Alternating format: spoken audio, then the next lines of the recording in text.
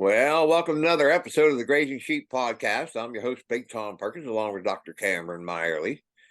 And today we're going to have listener questions and attempt to answer those. Yeah, so just want to give a shout out or a thank you to everyone that's listened with us so far. We're excited to kind of start a second part of the year here off strong and kind of wrap up kind of the first portion of us doing this. We thought we would do some Q&A and appreciate those that sent questions in or have just reached out from a saying hi and saying you appreciate kind of what we're doing. It's been more fun than I expected, so I think we're going to keep on doing it. Yeah, this is episode 20 in our first season. So it's kind of a milestone, and we're pretty excited about that. So Jared writes in, it says, I put a length of copper pipe in my water tanks to keep algae from growing. Would this be okay for sheep, or could this be toxic to them? And my first thought is, I didn't know that copper pipe would keep algae from growing. I kind of thought that was kind of cool. And I don't think it would cause an issue at all because a lot of our water lines, especially back, I don't know how many years, in a lot of barns was made out of copper. Yeah, and that was kind of my initial thought without, being a plumber or someone that knows anything about metal to a high degree.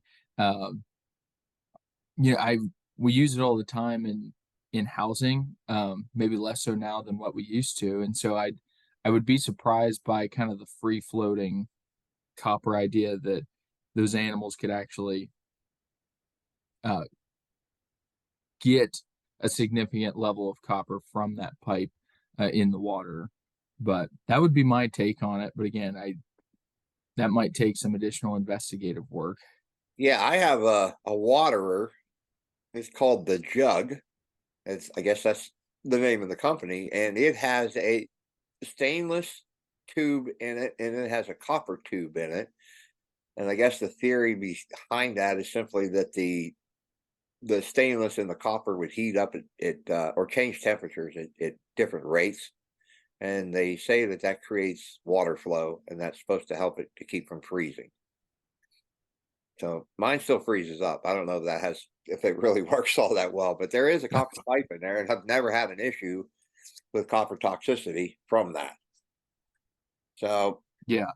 Yeah, and even, if there is some I guess copper shedding that is occurring in the water, I'd be surprised that it's coming in at a level significant enough um to cause toxicity issues in those sheep. yeah, you'd have to think the parts per million would be pretty small, and then if you're gonna divide that over however many sheep, I would think that level's still going to be incredibly small. Right. So another fellow by the name of Michael wrote in and said, just started listening to the podcast. Was curious if you guys could talk about harvest and flock selection. Um, he wanted to know when, why, and how you select sheep for meat harvest. Yeah, I actually like this question quite a bit because it's something that I don't think we talk about enough on the when animals are ready, and especially when we're thinking on the in the US, we've got a lot of different types and kinds of sheep. And so, really it's looking at what is the terminal endpoint we need to meet. If it's for personal consumption, maybe it matters a little bit less than in a retail setting. But at the end of the day, I'd still like to get the most out of that animal for myself, because there's an investment involved in feeding and caring for that individual throughout the production cycle. So it really starts with breed selection and what your ewes look like, what the ram you're using looks like. For example, in our situation, Tom, with those Katahdins, we're probably finishing out around 100 to 120 is Mm-hmm. what we would kind of view as a terminal endpoint because our sheep are not huge. If we've got some Dorset ewes that are averaging, 175 to 200 pounds, and I'm bringing in a Suffolk ram as a terminal sire to put on those Dorset ewes to make some speckle face lambs, I can probably run them to a more traditional endpoint of 130 to 150 in an economical fashion. But getting them to that weight isn't an issue. I can do that in a timely manner, and that's the time that I would want to slaughter. But it really comes down to, I guess, less of the days on feed if we're moving out of a kind of intensive feedlot situation, and more on the level of condition would be what I would look at. So if you've got some slaughter lambs, Tom, where are you looking to see if they're finished? Well, honestly, I don't know that we really do look for a finish on them as much as I know if we're looking at freezer lambs, we're really kind of basing it more on weight. Just like you said, Okay. we want to have when we Okay. finish up, we want to have somewhere between 35 and 45 pounds of product left, and so we're kind of getting them to that 105 to 115 pound mark and figuring they're good to go. Right. And you're operating with around a 50, we kind of assume 50% of that live weight, just as a rule of thumb. And people can argue whether it's 56, whether it's 60, and it's a shot in the dark for the individual. I always tell people if you're planning for 50% of that live weight, so on a 120-pound lamb, you're looking at a 60-pound hang weight. Hmm. And then on top of that, once that animal is processed, you're probably looking around that 25-pound. I'm sorry, another 50% of that 60 pounds, so like that 30-pound mark, is what you're looking at total product leaving the butcher, going into the freezer, Hmm. uh, or leaving that processing room and going into your freezer or your customer's freezer. And that's just kind of rule of thumb that we, not just on the sheep side of things, but the slaughter process in and of itself. Hmm. And so I guess for condition, I would agree with you. We're looking at that weight first. On the condition side of things, if we've got a lamb that weighs 120 pounds, but is a body condition score, I go to feel its spine, body condition score of like 2, Yeah. then I'd question if that lamb is really is worth slaughtering at that point, because I would question the degree of finish on that animal, Yeah. regardless of weight. Because that fat cover just And so isn't. that's what I would look at is kind of that spine area, that body condition. Generally in our commercial areas of production, we're going to look for fat deposition right behind the front shoulders. So Hmm. over the rib cage, just fat cover over the rib cage. And the only reason we're looking for fat cover is to prevent a degree of shrinking in the cooler when we're rapidly cooling that animal down. Mm. Um, and so that's something, I think the second part of that question is, how do you decide which ones go to quote unquote freezer camp and which ones get to stick around? And is that on the ewe lambs or just anything? It just says just the why and the how. I know when I read it, my first thought was, well, anything that I am not going to want to keep for breeding stock, um, or sell for breeding stock would definitely be in that category. Yeah. Yeah. And I think that's a great, if we just start to look at kind of basic selection criteria out of our ewe flock, and goes back to record keeping, those ewe lambs, if I only need to keep a certain number, and if I've got a significant market to sell lamb into that's profitable, there's a lot of those sheep that end up going that route. And so say I have a set replacement rate of whatever percentage you need in that flock.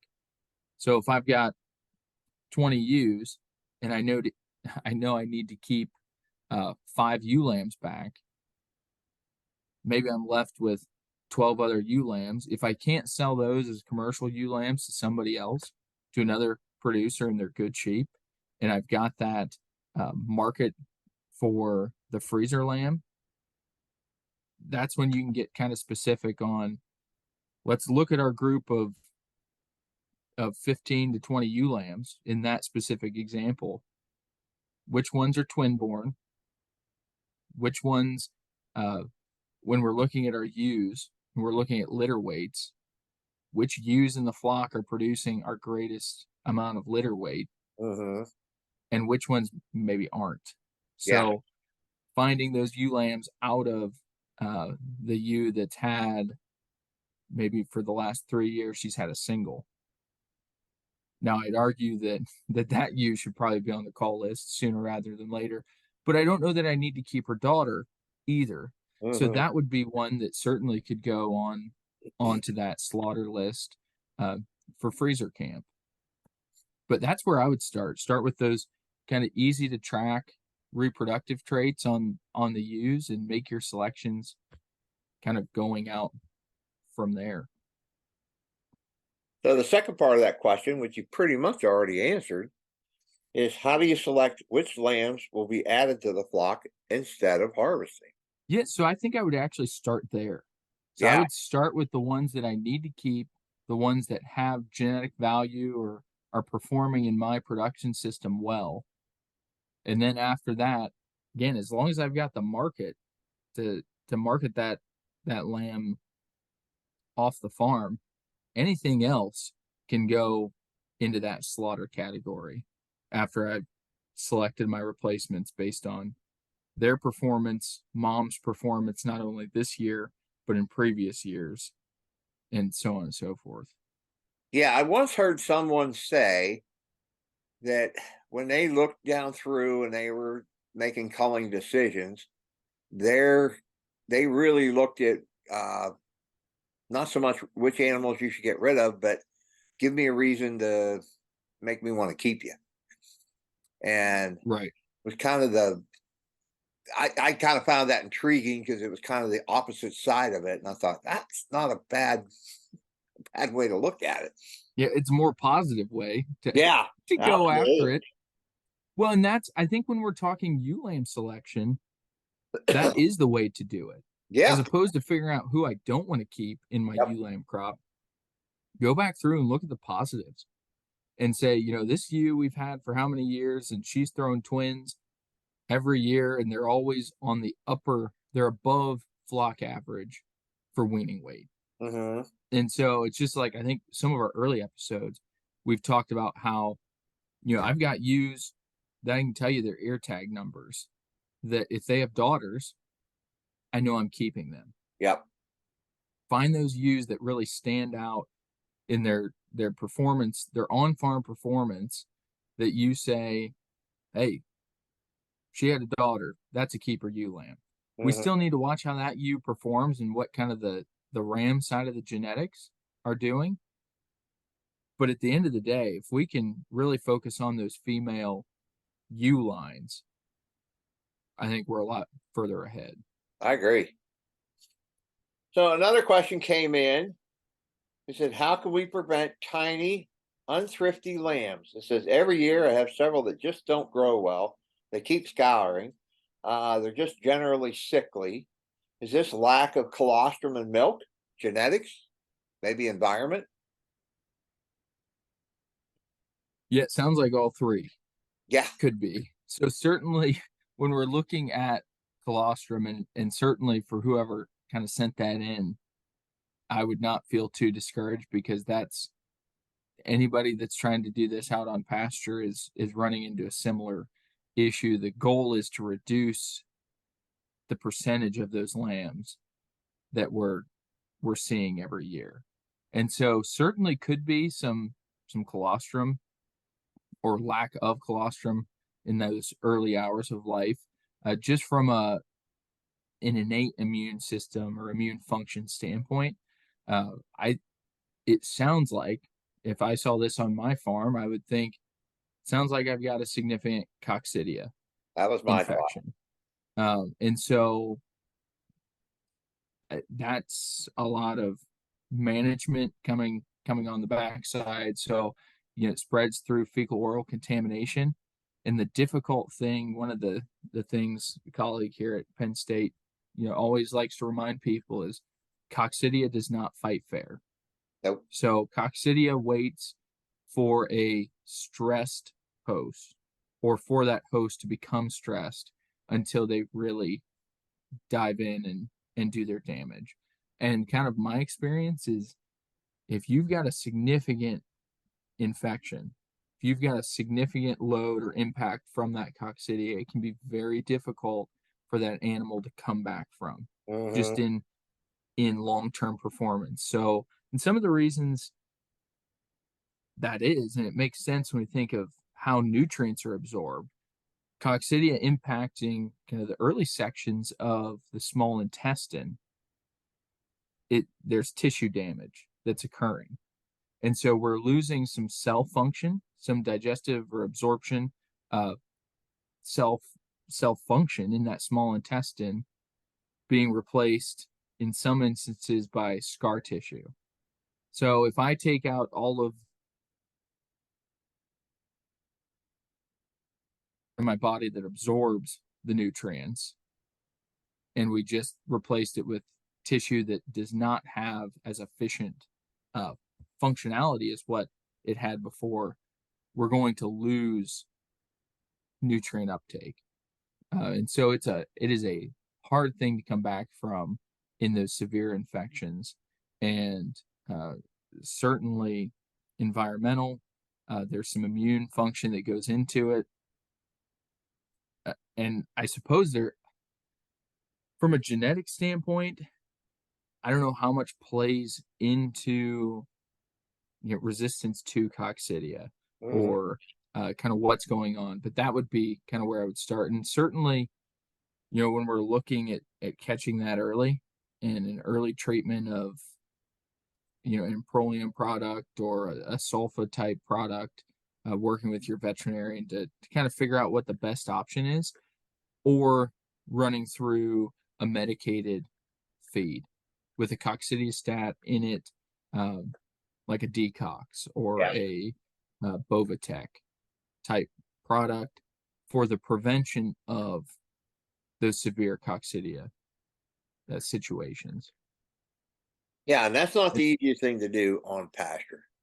No, it's very difficult. And even, you can spend all the money you want to on creep. And if those lambs don't eat it, doesn't do you any good. Yeah. And the issue with just running it in the water, when we're thinking about broad spectrum treatment, running it in our water tanks, which is what a lot of those treatments suggest. When we're thinking of dosage, who's getting this? Are our lambs actually drinking water yet in those early infections? So it can be difficult. And I know a couple of farms that I've worked with have already seen some resistance in their coccidia populations. So like Corid's not working effectively, which is terrifying. Yeah. It's back to where we are on the dewormer front of things. But yeah, that's kind of where I would start is maybe if we move those sheep a little more rapidly, because again, it's fecal oral contamination. Yeah. So if those lambs aren't being forced to eat where that fecal material has been or has impacted, that could see improvement. And it's the same reason, we don't necessarily feed sheep right on the ground. We'd like to get that feed up off the ground. Yep. But yeah, that would be my thought. Have you dealt with coccidia here in the past, Tom? I'm pretty sure we've had some doses of it. Honestly, we just didn't treat for it. We just kind of put up with those lambs that weren't real thrifty and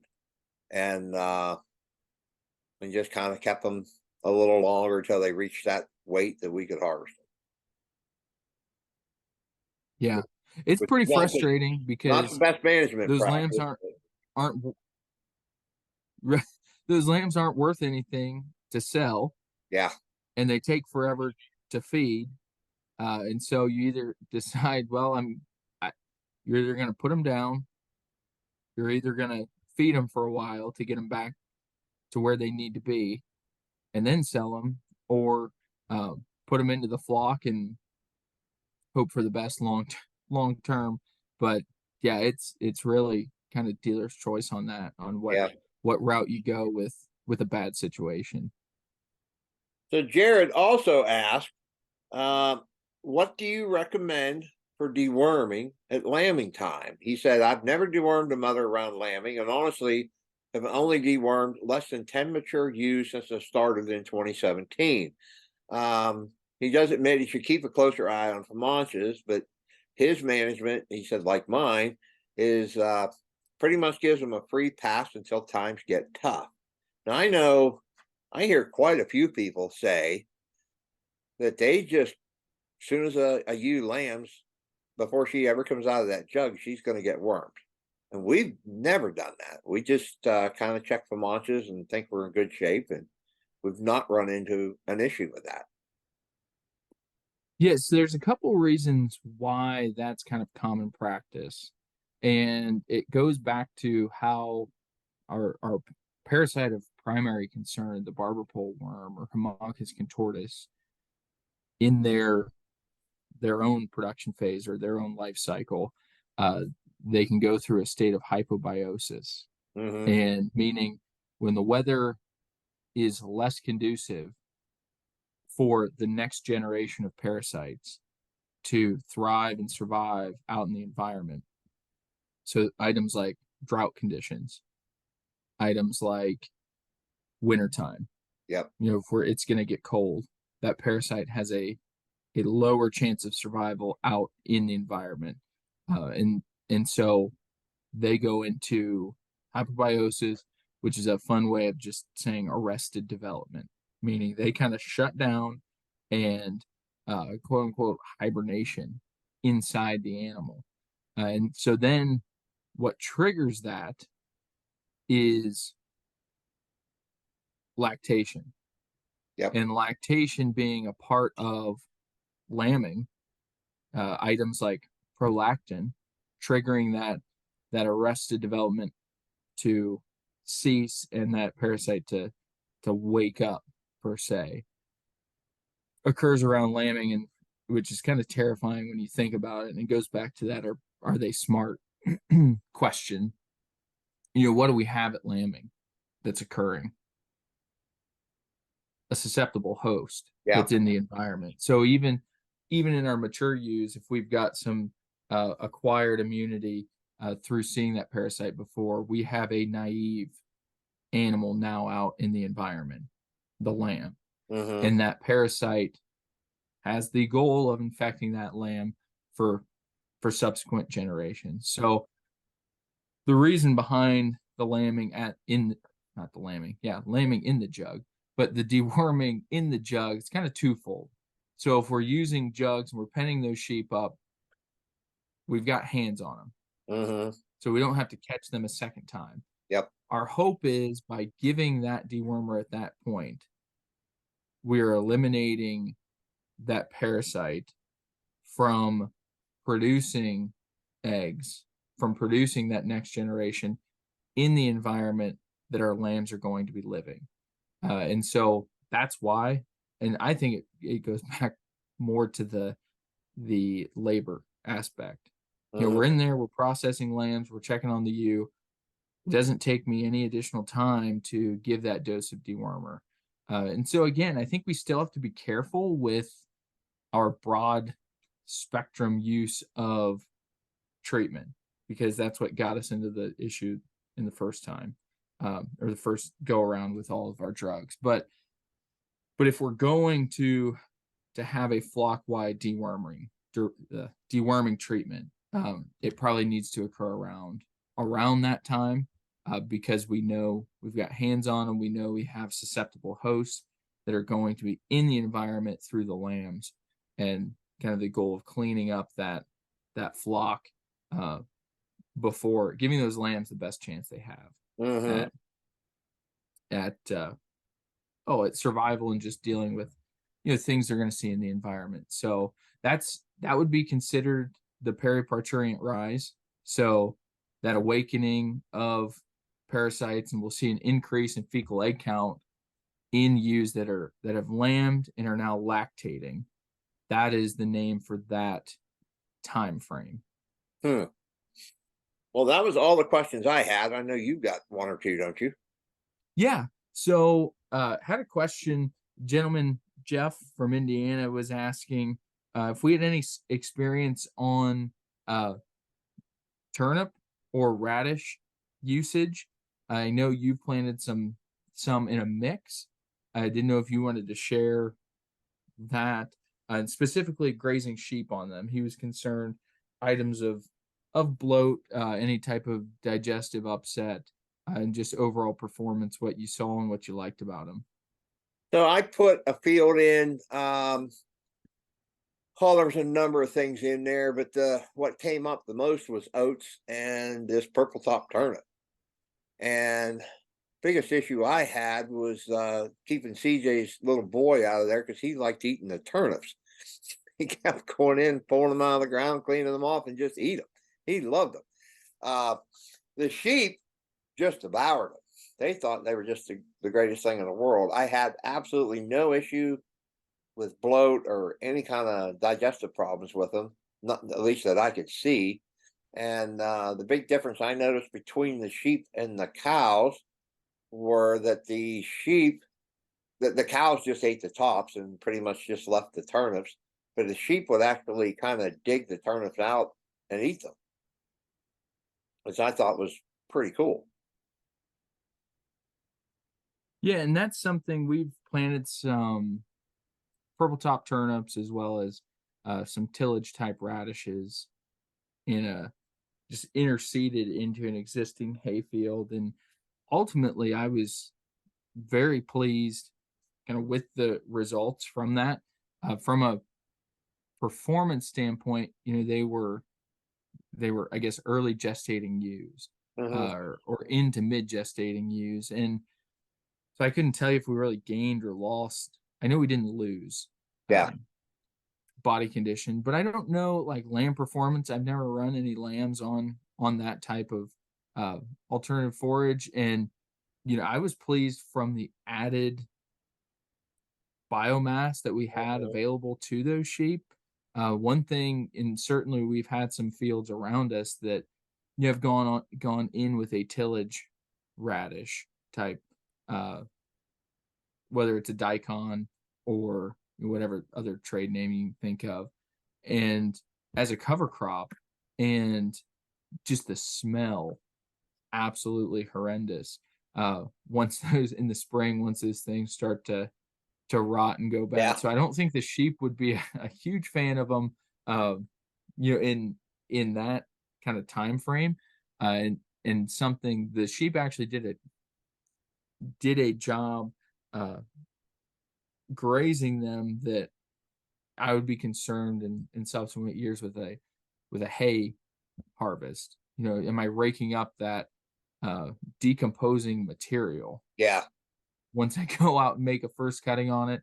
I do know I found one about fell over, stepped in, stepped on one that was decomposing and like slipped. Yeah. Took took my momentum out from under me, but uh, ultimately I think they're a great tool to add in that biomass, add some protein to that diet, and similar to what you had mentioned, whether they could pull them up out of the ground or they would just eat them almost to ground level. If that bulb was sticking out of the ground, they Hmm. would eat that bulb to the dirt. Yeah. So we still had some of our like tillage attributes from that radish and turnip, but um, all of the top biomass had been removed. So it was just kind of fun to see that. I would definitely like to do it again.